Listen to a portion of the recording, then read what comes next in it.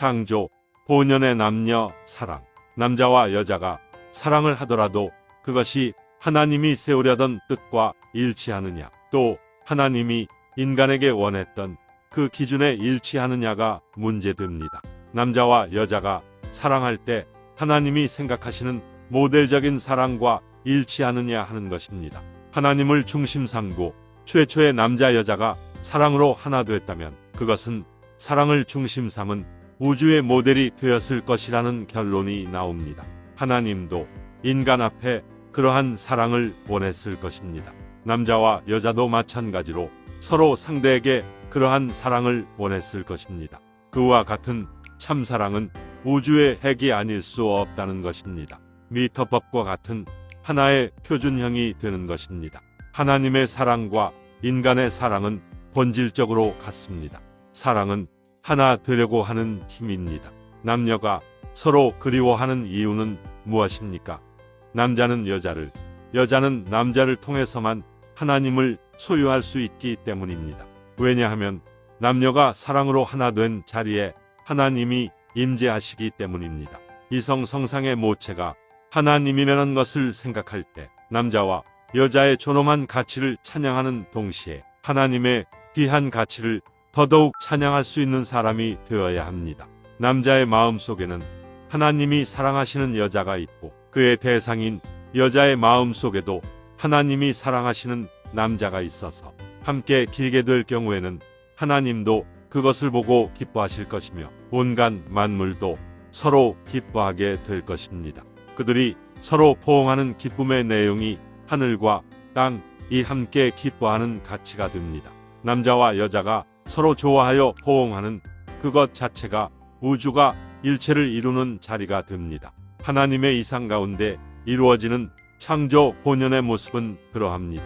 원래 남자는 자신이 기뻐할 수 있는 여자를 맞이하고 여자 역시 자신이 기뻐할 수 있는 남자를 맞이해야 합니다. 뿐만 아니라 그 한계를 넘어서서 하나님도 기뻐하고 모든 만물이 기뻐하는 만남이어야 합니다. 그러면 이 세상의 모든 존재물이 그 부부를 위해 동원되고 그들에 의해 주관받기를 원하게 됩니다. 새들은 그들을 위해 노래를 부르고 나비는 기뻐하며 나풀나풀 춤을 추게 될 것입니다. 하나님도 기뻐하시고 사람도 기뻐하고 온갖 만물도 기뻐하게 될 것입니다. 이와 같은 입장을 이루어 인간 조상이 역사를 출발시켰더라면 그야말로 창조 본연의 이상 세계가 되었을 것입니다. 남자와 여자가 태어난 이유. 본래 남자가 태어난 본 뜻이 어디에 있습니까? 여자 때문에 태어났다는 것을 부정할 수 없는 것입니다. 그 반대로 여자는 여자 때문에 태어난 것이 아닙니다. 남자 때문에 태어났다는 사실을 스스로가 확신하지 못하면 문제가 생긴다는 것을 우리는 알아야 되겠습니다. 이것을 천지창조의 대주제이신 하나님이 창조의 원칙으로 했기 때문에 그 원칙을 따라가지 않고는 선하고 참되고 행복하고 평화스러운 세계 혹은 사랑과 이상의 세계에 들어갈 수 없다는 것입니다. 여자는 남자를 만나려고 태어났고 남자는 여자를 만나려고 태어났지요. 이것이 최고의 진리입니다. 그러므로 이러한 원칙을 따라서 축복권을 찾아 나가야 합니다. 최고의 진리권을 이탈하는 것은 최고의 악입니다. 남자와 여자는 생리적으로 반대입니다. 여자들은 일방적인데 비하여 남자들은 삼방사방적입니다. 또 여자들은 집안에만 있지만 남자들은 이리저리 세상을 돌아다닙니다. 이와 같이 성격이 반대입니다. 그러면 이러한 주체적인 남성과 상대적인 여성이 무엇을 중심 삼고 하나 됩니까? 사랑을 중심 삼고 하나 되는 것입니다. 인간과 하나님을 하나 되게 하는 것도 사랑입니다. 남자가 태어난 것은 무엇 때문입니까? 학문이나 돈, 권력 때문이 아닙니다. 여자 때문입니다. 여자 때문에 남자가 태어났다는 것입니다. 남자의 골격이 여자보다 큰 것은 자기만 벌어먹고 살기 위한 것이 아니라 자녀와 아내를 벌어먹이기 위해서입니다. 남자가 갖고 있는 기관과 여자가 갖고 있는 기관은 서로 틀립니다. 그것을 누구 때문에 갖고 있습니까? 그것은 자기 때문에 생긴 것이 아닙니다. 남자의 것은 여자 때문에 생겨났으므로 여자의 것입니다. 여자의 것은 물론 역으로 남자의 것입니다. 그렇게 생각해 봤어요. 웃고 넘길 얘기가 아닙니다. 남자와 여자의 사랑의 상징이 무엇입니까? 사랑의 종착지점이 어디냐? 남녀를 한 몸으로 이루게 하는 성기관입니다. 그것은 사랑을 중심 삼고 마음과 몸이 완전히 합할 수 있는 통로가 되는 것입니다. 남자가 가지고 것이 남자의 것이 아니요 여자가 가지고 있는 것이 여자의 것이 아닙니다. 남자는 여자의 것을 가지고 있고 여자는 남자의 것을 가지고 있습니다. 태어나기를 자기 때문에 태어난 것이 아닙니다. 상대 때문에 태어났다는 것을 확실히 알아야 되겠습니다. 왜 남자와 여자가 지구상에 태어났습니까? 서로 사랑하기 위해 태어났습니다. 하나님은 지혜의 대왕이시기 때문에 사랑의 기관을 서로 엇바꿔 주었다는 것입니다. 남자의 것이라고 해서 그 주인이 남자가 아닙니다. 여자의 경우도 마찬가지입니다. 주인을 남겨놓고 자기 마음대로 행동한 사람은 사랑을 위반한 것에 대한 심판을 받아야 된다는 것입니다. 법 중에서 가장 무서운 법의 벌을 받는다는 것을 안다면 자기 아내를 두고 감히 딴 생각을 할 수 있습니까? 반대로 부인들은 남편을 놔두고 다른 생각을 할 수 있습니까? 남자와 여자는 서로 절대적으로 필요한 존재. 여러분, 사랑은 절대로 필요한 것이지요. 그 사랑에 절대 필요한 요소는 인간입니다. 남자와 여자입니다. 여자에게는 남자가 필요하고 남자에게는 여자가 필요한 것입니다. 얼마나 필요합니까? 대한민국보다도 세계보다도 더 나아가서는 하나님보다도 더 필요한 것입니다. 여자가 없으면 100년도 못 가서 인류는 멸망하게 됩니다. 그러므로 남자가 아무리 천하를 통일했다고 으스대더라도 여자가 없다면 100년 이내에 없어지게 되는 것입니다. 그러므로 여자는 절대 필요합니다. 사람 하게 되면 남자 여자를 말하게 됩니다.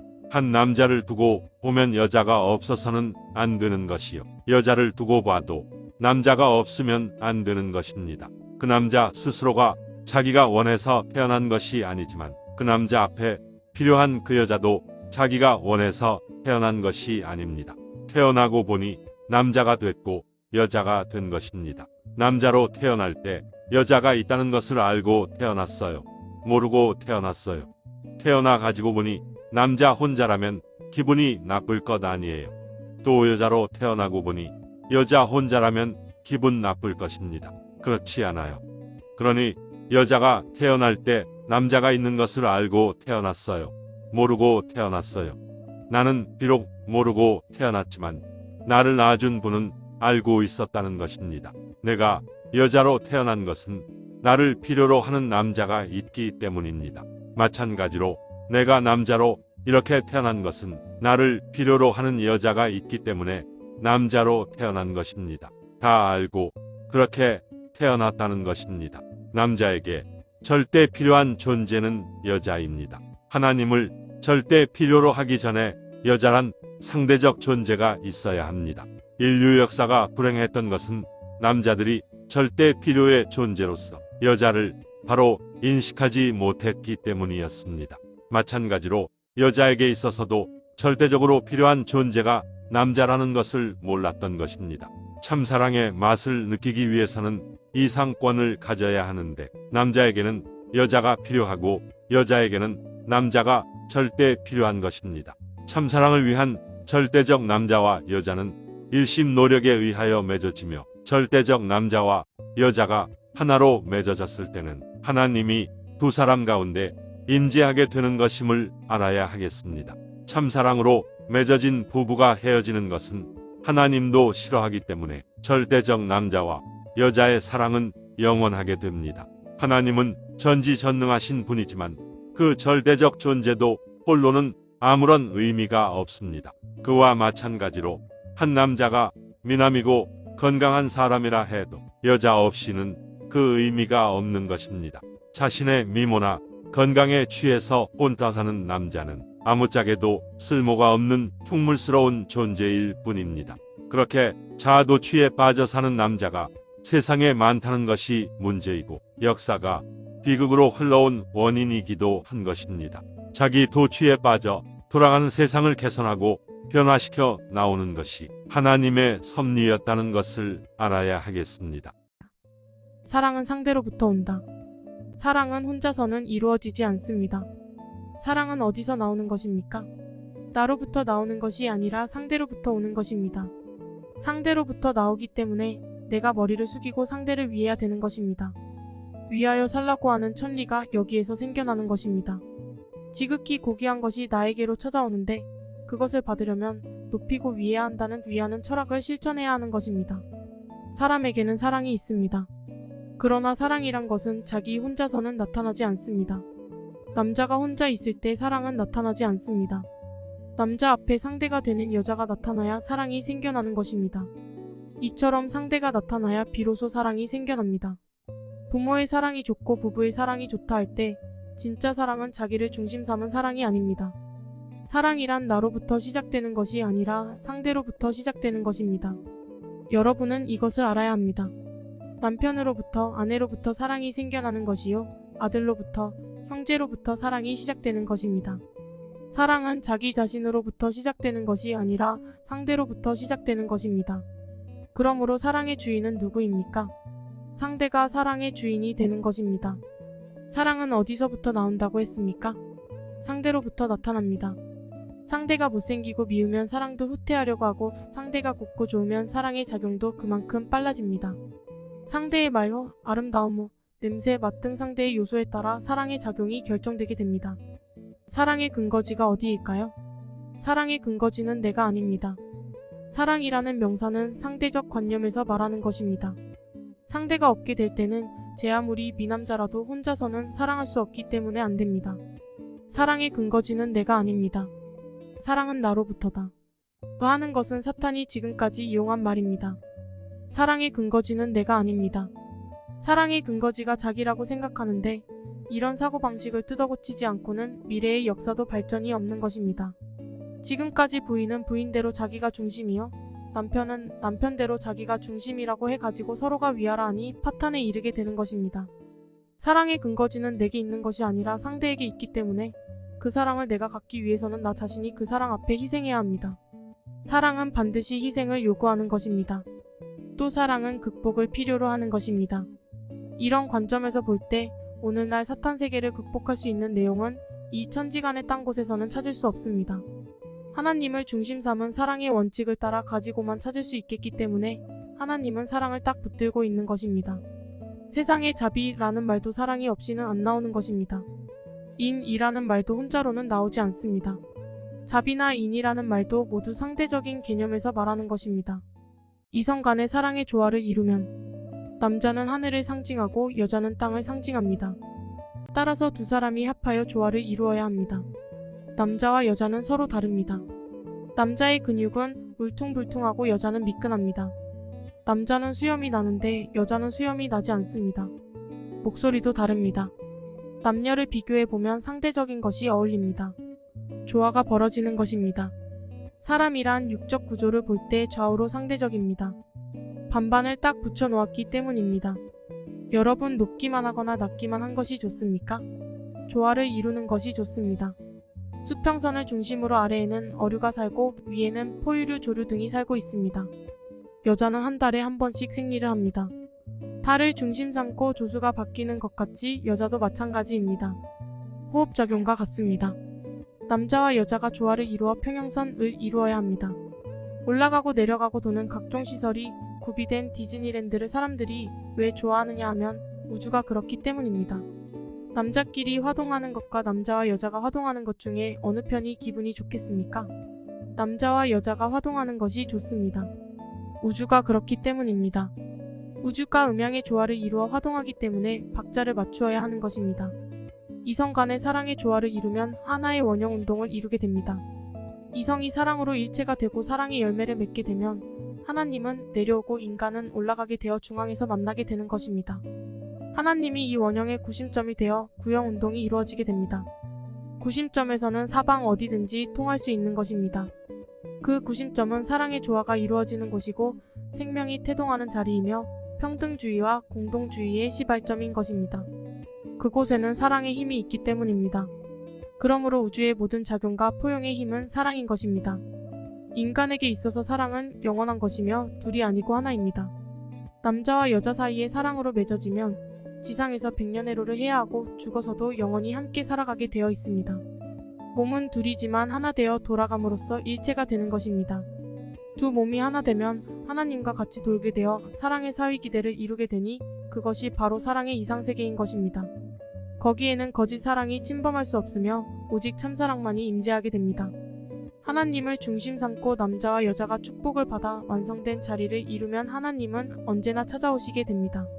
사랑의 사위기대를 이루게 되면 상대편을 몸을 통하여 마음까지 사랑하게 되고 마음을 사랑하게 되면 몸까지 따라오게 되어 있다는 것입니다. 참사랑에 취한 본연의 인간. 이 세상에서 가장 거룩한 것이 무엇입니까? 참사랑입니다. 참사랑은 하나님으로부터 출발합니다.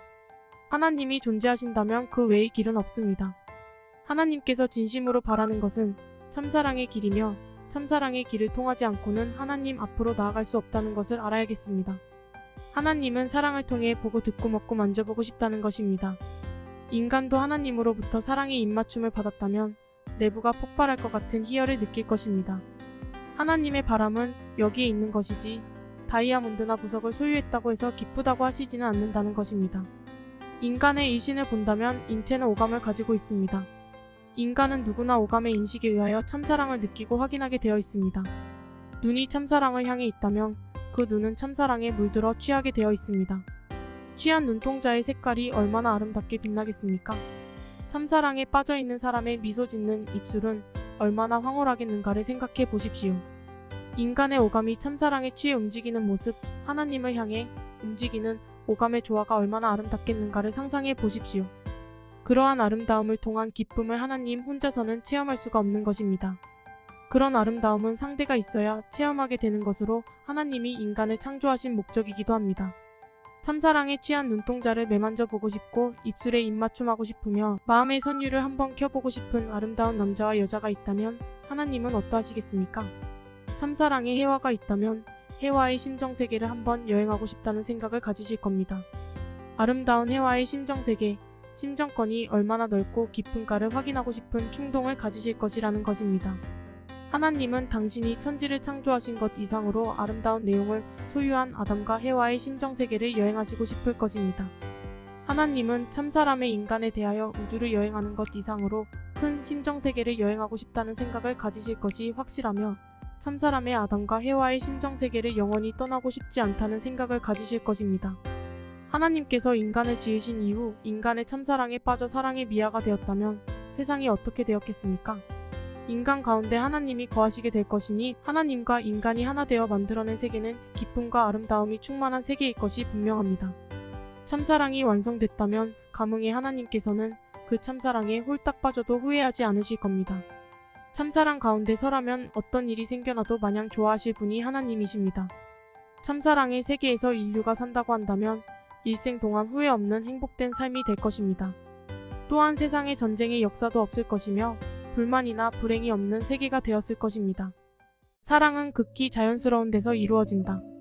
선생님이 어렸을 때 있었던 이야기인데 어느 날 새를 한 쌍 잡아다가 둘의 부리를 입맞추는 노름을 한 적이 있습니다. 둘이 입맞추는 것을 보기 위해 울타리를 마련하고 먹이도 주면서 관찰했던 것입니다. 그들이 서로 사랑하고 즐겁게 노래하는 것을 보고 싶은 어린 마음에서 그랬던 것입니다. 그것은 모든 자연의 이치를 밝히 알기 위한 하나의 호기심 어린 실험 같은 것이었습니다. 지금 생각하면 마냥 짓궂기만 한 행동들을 계속했던 것입니다. 사랑은 자연스러운 가운데 이루어진다는 것을 오랜 뒤에야 깨달을 수 있었습니다. 사랑은 자연스러운 가운데 최고의 자유스러운 분위기 속에서 이루어지는 것이 진실한 사랑인 것입니다. 선생님이 사랑에 대해서 바로 알기는 오랜 실험을 거친 결과였습니다. 사랑의 가치를 잃은 사람을 대학 교육을 시킨다고 무엇이 달라지겠습니까? 그들은 모두가 지식을 쌓을 뿐이고 개인주의자가 될 것이고 물질주의 신앙자만 만들어낼 뿐인 것입니다. 된장찌개는 뚝배기에 담아야 제맛을 내는 것과 마찬가지로 인격 수양도 사랑을 바탕으로 해야 소기의 목적을 달성할 수 있는 것입니다. 세계 문명의 꽃은 미술적 조화를 갖춘 바탕 위에 꽃 피워야 합니다. 구운 갈비는 접시에 담아야 하고 된장국은 뚝배기에 담아야 제맛을 느낄 수 있는 것과 같습니다. 텁텁하고 구수한 된장국 맛은 한번 맛들이면 어디 가나 잊을 수 없을 겁니다. 마찬가지로 사람도 구수하면서 텁텁한 맛 같은 사랑에 한번 맛들이면 변하지 않을 것입니다. 달기만 한 인스턴트 식품은 금방 실증을 느끼는 것처럼 사랑도 인스턴트 식품처럼 아무 곳에서나 쉽게 구할 수 있다면 그것은 참사랑이라 할 수 없는 것입니다. 요즘은 인스턴트 식품 같은 사랑을 하는 사람들이 도처에 널려 있는데 그것이 문제인 것입니다. 향수탕에 들어가 목욕한다고 해서 사랑이 깊어지는 것은 아닙니다. 산골 벽촌에 살면서 냉수에 몸 담가 씻어내고 잠자리에 드는 부부의 사랑이 더욱 순수하고 오래가며 깊어지는 것이라 하겠습니다. 부부가 키스를 하기 위해서 이를 닦는다고 하면 그것은 자연스러운 사랑이 아니며 치약 냄새 때문에 그 사람만이 갖는 고유한 채취를 맛볼 수 없을 것입니다. 이를 닦고 키스하는 사람을 보고 있으면 그 사람이 사랑의 맛을 보기 위한 것인지 아니면 치약 냄새를 맛보기 위한 것인지 모를 정도입니다. 여러분이 좋아하고 사랑하는 사람과 만나면 포옹하고 싶고 입맞춤도 하고 싶은 것은 자연적인 이성 간의 본능인 것입니다. 내가 환경과 접하고 있는 것은 이 우주를 좋아하기 위해서 만나고 있는 것입니다. 그것은 상대를 찾아 세우기 위한 인간의 자연스러운 행위인 것입니다. 모든 인간이 상대적 이념 아래서 남자는 여자를 대하고 여자는 남자를 대할 때 여기에는 사랑의 질서를 위반하는 행위나 사건은 없을 것입니다. 참된 사랑의 질서는 상대적인 이념을 바탕으로 남자와 여자가 만날 때 생기는 것입니다.